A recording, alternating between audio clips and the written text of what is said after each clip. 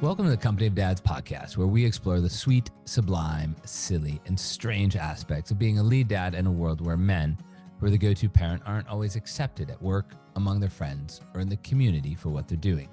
I'm your host, Paul Sullivan. Our podcast is just one of the many things we produce each week at the Company of Dads. We have various features, including the Lead Dad of the Week. We have our community online and in person. We have a couple of other podcasts in the works. The one-stop shop for all of this is our newsletter, The Dad. Sign up at thecompanyofdads.com/thedad. That's thecompanyofdads.com/thedad. Today, my guest is Charlie Rosier, founder of Babbu, an online platform full of resources for early childhood education. We're going to focus on that today, particularly as it relates to what working mothers and fathers can do to be part of their child's early learning. But Charlie is also the founder of Cuckoo's Nest, an on-demand, on-site childcare provider in the UK. It's also just really fun to say Cuckoo's Nest. Her background is in residential real estate development. She's a single mother of one 6-year-old daughter. Charlie, welcome to the Company of Dads podcast. Oh my goodness. Thank you so much for having me on, Paul. What an intro and a lot of alliteration. You started Babbu in the pandemic. 2021 is when it launched. What was going on that this sprang to mind? Were you in lockdown, absolutely losing your mind with your daughter, or how did this come about to launch early pandemic, early mid-pandemic? So what was going on was obviously a pandemic. So prior to the launch of Babbu, obviously I launched Cuckoo's Nest, which I did on the back of having my daughter 6 years ago. And I don't know if you know much about the UK and our kind of early years education preschool sector, but it's a shambles and extremely expensive, the second most expensive childcare in the world. And mainly... What's the first most expensive? Is that the US or no? I don't think it is the US. It's probably someone random like Japan. I should know. It's definitely not the US though. I mean, you don't have a great one. I think your problem is that you're just so vast, right? And like accessibility is hard. But so it's really unaffordable, and the kind of quality varies immensely as you go up and down the country. So decided to open my own nursery with co-working site next door, so parents could bring their baby to work literally. I was obviously a working mother. I was self-employed at the time and just thought this was something that really needed to exist, and it was great. We took babies from 6 weeks up to 3 years. They had 2 separate entrances, but parents could come and go in the nursery. They could breastfeed, they could put their baby down for a nap, they could take them to the park, whatever. And then the pandemic came, and it was the first time in a long time that I'd been solely responsible for my daughter's education and daily schedule. Yeah. And I wasn't the only one. So kind of fielding calls left, right, and center from friends and from customers, like, what do I do? And in the UK here, like primary and secondary school kind of adopted online learning pretty quickly, and continued, children's education, even though schools were shut. But for nursery and kind of preschool as you know it, it just didn't exist. So it started in June 2020 on a back of an envelope, and company was incorporated in 21. And since then, it's really just been a long journey of discovery. My first time in a tech business, so learning every day about that. And we've probably spoken to about nearly 2,000 parents about what their needs, frustrations, challenges are. And we're on the 3rd version of the app. We created a hell of a lot of content. So yeah, here we are talking to you today after all that. And naturally, all real estate developers with MBAs are, great early childhood educators. No, that's not true. So you had to, like every other parent, though, in the pandemic, you had to sort of figure it out as you went along. Is there a certain model for Babbu? Is sort of a Montessori method? Is there a certain method behind how you use the app to connect with young children? So the way the app works is that it tailors the content each week to both the parent and the child. So it follows their journey over time and starts to understand about the child's abilities and their preferences and kind of curate the content accordingly. You mentioned Montessori, so we have Montessori content in there. We're the first app globally to be endorsed by the Montessori organization. We've got forest school stuff in there because we believe, and I think it's just known, proven that, spending time outside is fantastic for children's cognitive development. Plus, our theory is that if you spend time outside and get to love nature, then hopefully you'll, go on to save the planet. And kind of sustainability is kind of really embedded in our curriculum. We've got some mindfulness stuff. So that kind of came off the back of some of the customer feedback, like what activities can we do just before bed that's kind of winding down rather than hyping them up. So yeah, we've got a real breadth of educational philosophies and different types of content too, whether it's podcasts, videos, blogs, just simple tips to get through the day.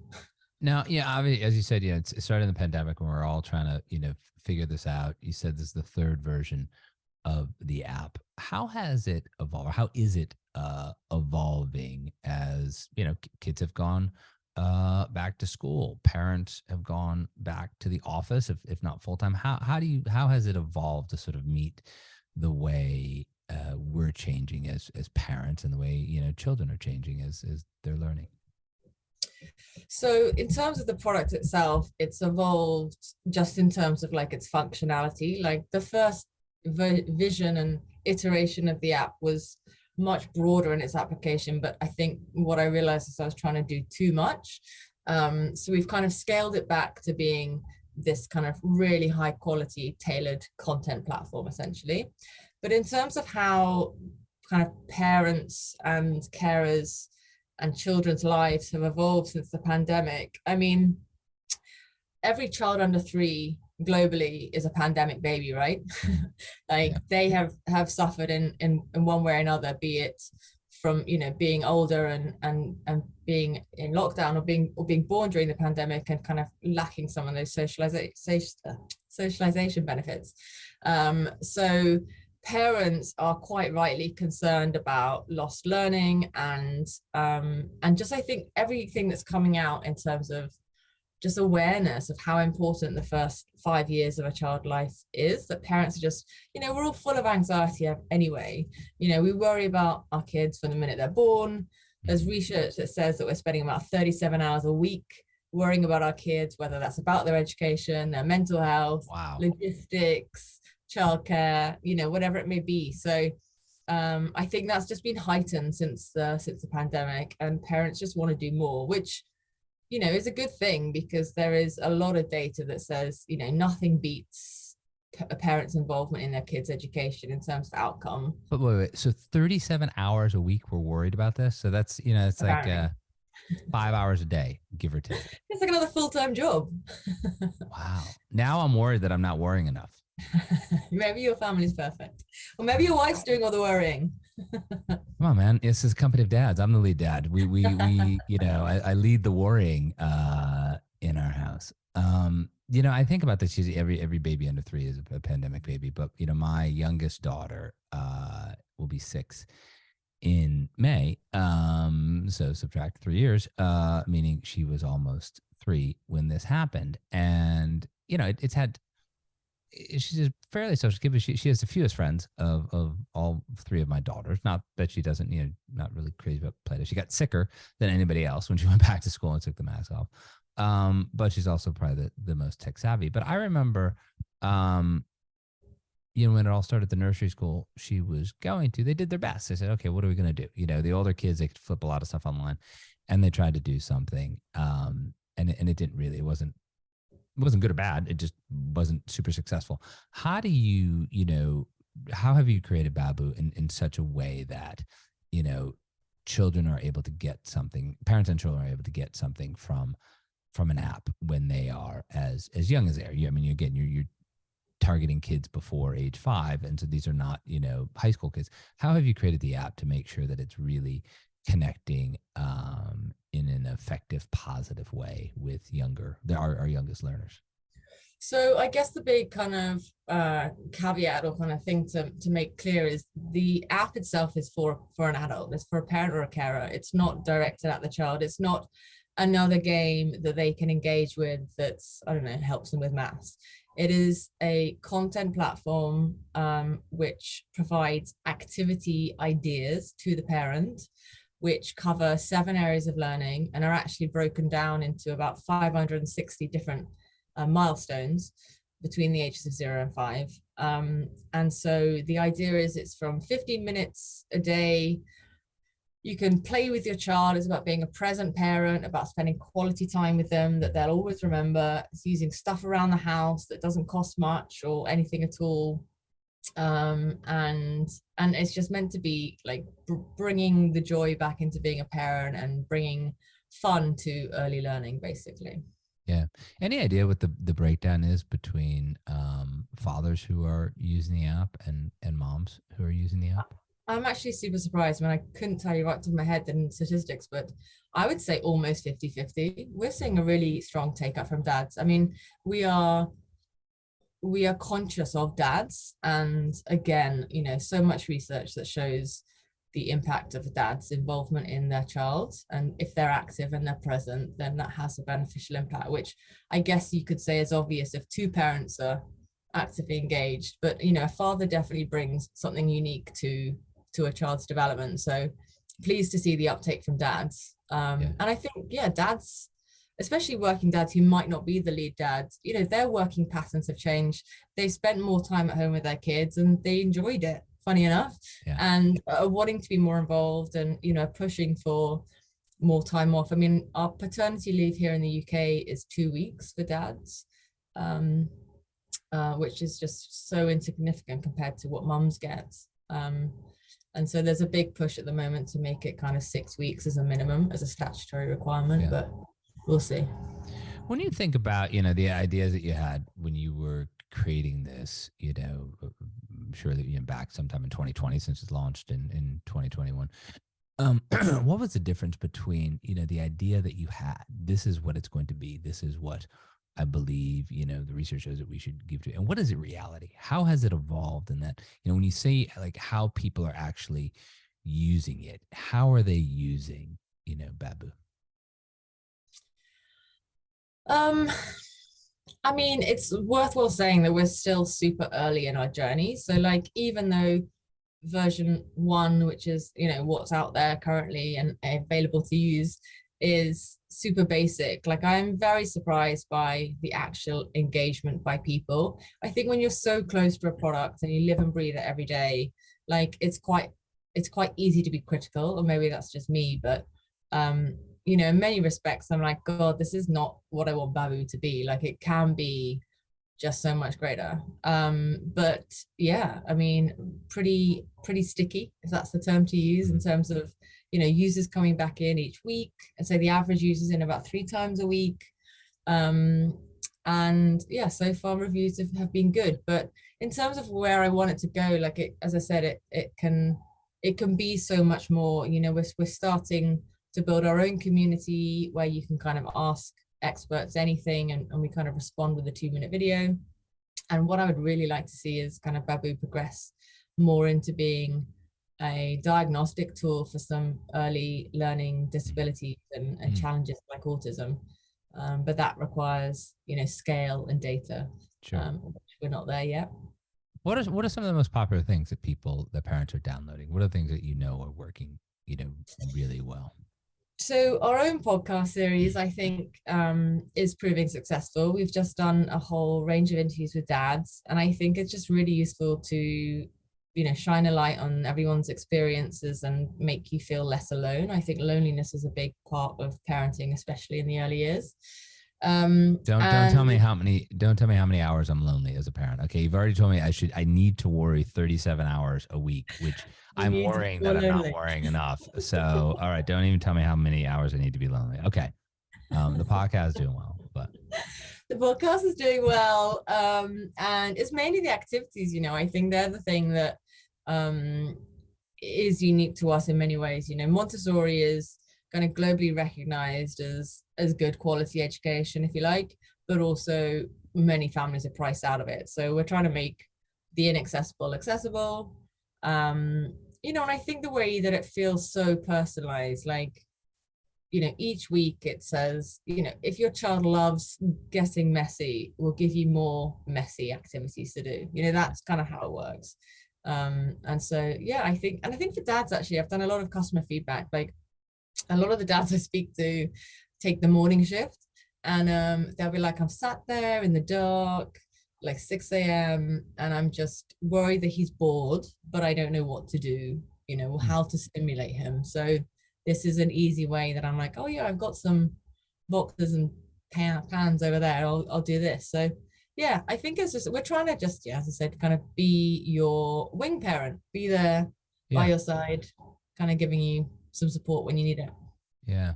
Years ago, I interviewed James Heckman for my second book, and he's an economist who won a Nobel Prize for something quite esoteric, but he's really best known for his work on the economic and societal benefits of early childhood education. And he's argued that the highest rate of return comes from investing in kids when they're young. Yet, so many families in the U.S. and in the U.K. too focus on where their child goes to college or university. I know in the UK you've got these exams that sort of determine your fate.